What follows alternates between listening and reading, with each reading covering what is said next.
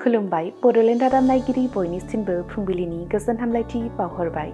दिनै 27 जानुवारि 2026 इं मायथाइनि सानसेनि फानजामुथियाव थानाय राशिफोरखौ फरायथिनो लाबाय। मेष राशि, गोदान फालांगि एबा न' गायसंनायनि थाखाय गोथार सान। मावनाय खामानियाव जाफुंसारनायखौ मोनगोन। साना गोजोनै बारगोन। वृष राशि, आखायाव धोन दौलत फैनायनि मोजां खाबु मोनगोन। न'खरनि जेंनाया बाङाय जागोन। साननायनि जै जागोन।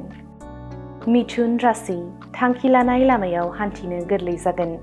गोसोनि साननाय हनाया जाफुंसारगोन। गोसोआव साहस बांगोन। कर्कट राशि, लिरनाय फरायनायाव जौगासारनाय मोनगोन। उन्दैफोरनि मान आरो गेदेरफोरनि बोर होनाय मोनगोन। बायदि मोजां खाबु मोनगोन।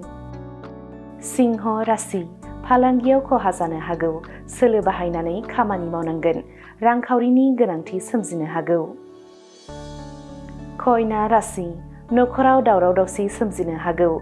जेंनाया गोसोखौ गेरेबहोनो हागौ। बिमानि मेगनाव मोदै फैगोन। तुला राशि, गोबावनि गुलाय गुजाय जानाय सोमोन्दोआ साबस्रांगोन। खाथि खालानि सुबुंफोरजों गोरोबलायनानै थानो हागोन।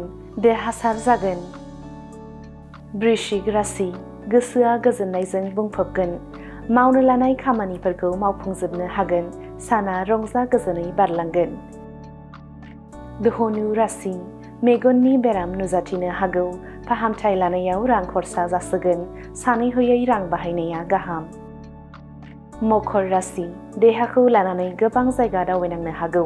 रोंगौथि गोनां फाहामगिरिनो दिन्थिनांगोन। जानाय लोंनायाव सांग्रां जानांगोन। कुम्भ राशि, दाय मावनानै हमजानो गिगोन। जानो लोंनो खहाबै जागोन। गोसोखौ हमथाना सोलिनांगोन। मीन राशि, गोसोआव गिलुं गिलुं सानस्रिया जायगा लागोन। खाथि सोमोन्दोनि सुबुङानो गाज्रि नोजोरजों नायनो हागौ। हारसिङै थानाया गाहाम नङा। दिनैनि राशि फरायथिनाया एसेनोसै। बेजों लोगोसेनो दिनैनि साना बुहुमनि साफ्रोमबो सुबुंफोरनि थाखाय गाहाम जाथों, बेनि थाखाय बड'लेण्ड रादाब नखरनि जानानै इसोरनि खाथियाव आरज गाबनाय थाबाय। गोजोन्थों।